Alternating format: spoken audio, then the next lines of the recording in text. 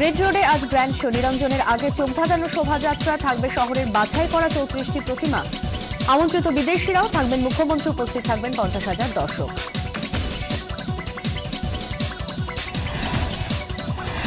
আজ বঙ্গবাসী মাঠে দুপুর 2:30টার মধ্যে আনতে হবে সব প্রতিমা। শোভাযাত্রা বিকেল 5টা থেকে 8টা পর্যন্ত। প্রতি পুজো কমিটি পিছু থাকতে পারবেন 100 জন। অনুষ্ঠান সরাসরি সম্প্রচার 24 ঘন্টায়।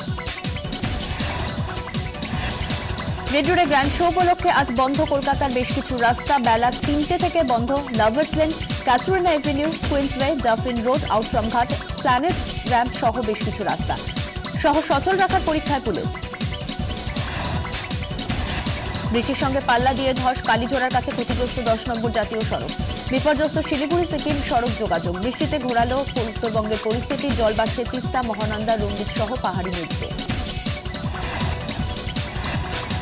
টানা 48 ঘন্টা বৃষ্টির সঙ্গে ধস। বৃষ্টি ডুয়ার্সের বিস্তীর্ণ এলাকায় ছুটি কাটাতে গিয়ে কার্যত ঘরবন্দি পর্যটকেরা। বাড়ি ফেরা নিয়েও আতঙ্ক, উদ্বিগ্ন ট্যুর অপারেটররা।